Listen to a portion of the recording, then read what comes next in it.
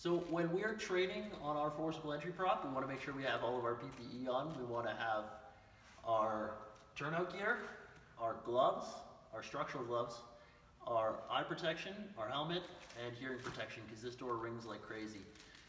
Whenever we're entering an ideal-age environment, we want to make sure that we are masked up and on air. So when you're going to force a door at a structure fire, you'll likely have your face piece on, and that will be your eye protection. Okay. So when we get off the truck, generally speaking, the first person off the truck is going to grab the nozzle, and they're going to be responsible for the stretch to the door, and the second person is grabbing tools. What we'd like to see moving forward is that the tool person is going to be grabbing the set of irons and the New York roof hook, and they're going to be heading to the door. Ideally, they're going to be reaching the door first and beginning to size up and force that door while the nozzle person stretches. So we're going to come up to the door with our tools in hand. We're going to take our roof hook, set that off to the side in case we need to pull ceiling later. We're going to take our tools, we're going to separate them, and we're going to stand or kneel on our flathead axe until our partner arrives. Next, we're going to check our door for heat. We're going to start at the bottom, moving slowly up to the top and make sure that we have no heat present, or we're at least aware of where that heat layer is. The next thing we're going to do is we're going to check our door. We might not have to force it at all, so try before you pry is pretty clear here as well. And the next thing we're going to do is we're going to size up our door. So we can do that in a couple of different ways. Some people like to shock load the door. So instinctively, a lot of people like to use this end of the Halligan as a battering ram, but that places your hand over the sharp end of the forks, which could lead to injury. So we're going to try and place our hand over here. And if we decide we need to shock load the door, we're going to hit it in a couple of different places and watch how the door reacts. This is going to kind of show us what we're up against and where those locking mechanisms might be. Another way to check the door is by simply pressing on it. We can get a good sense of where the locks are, maybe just by leaning into it a little bit. So the next thing we're going to do is we're going to gap our door. So there's a couple of different ways to gap a door. With our Halligan, the most mechanical advantage we can gain is when we use the adze in an up and down motion like this. This provides a 15-to-1 mechanical advantage because we have a 2-inch adze and a 30-inch bar. Another way to gain access for your adze is to use the sharper end, the forks, in this, and use the fulcrum of the backside or the bevel of the forks to create a purchase point for your adze.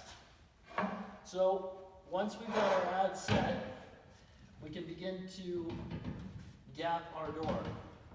So with our door opening to the right, our pike is down, or our spike, so we're limited to how far we can move the Halligan down. So we're going to be using a lot of our force to drive up. Now, if we're to use our arms, it's going to be a lot of work and we're not going to generate a lot of power. What we want to do is we want to apply some inward force with our hand and then use our leg to provide the force.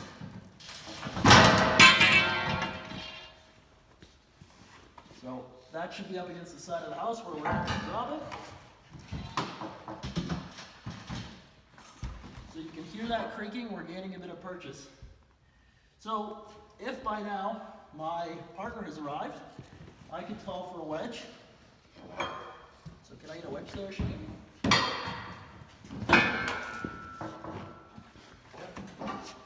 Okay, so now we've created a gap to place our forks. So now we can begin to set our forks. Now I'm going to choose to go below this door just because the structure of the door is a little compromised up here. But now I'm going to give a little pry so that Shane can remove the axe. So now what I want to do is I want to call for a hit. And one of the things that you'll notice is that I'm on this side of the Halligan. It can be taught. You might feel more comfortable having the Halligan hit from over here. But in the event that there's a that we're at the end of a hallway and there's a wall right here, it's best to learn to be able to force doors from the inside. Another reason we have this length of Halligan is because of these confined quarters. You'll notice that we have a 36-inch Halligan as well in a 3-piece variety, but it's going to be a little more cumbersome in tight areas.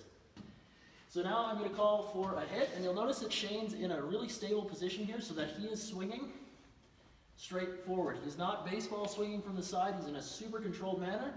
So at this point, I'm confident that Shane can hit the end of this Halligan, and I'm not worried about my hands. So I should be focusing on where my forks are going. You can see that my forks are already past the door jamb. If you want to come and have a look, Ollie. You can see how the forks are actually all the way through already, but you'll notice up here where you can see where people have driven the forks into the door frame itself.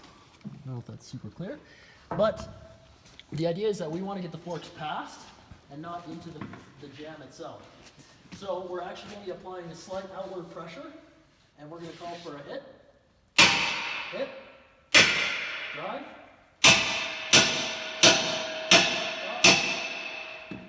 okay, so if you want to come in again, we'll notice that the line that's indicating where the top of our arch is just past the door stop there. And that's going to signify that if you want to go around, that our forks are all the way around the door jamb. So we've got a good purchase and we're ready to force. So when we go to force, we want to do it with force. The idea is that we're providing a snapping motion instead of a stretching motion. So we're going to get a good solid position and we're just going to force this.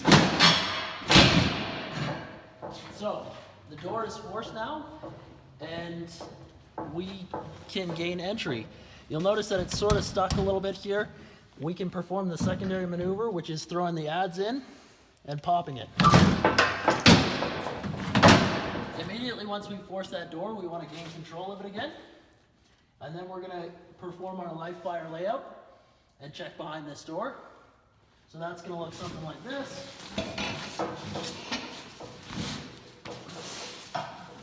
Smithers Fire, is anybody there? Then we're going to come back out and tell our nozzle person what we saw and prepare for our fire attack.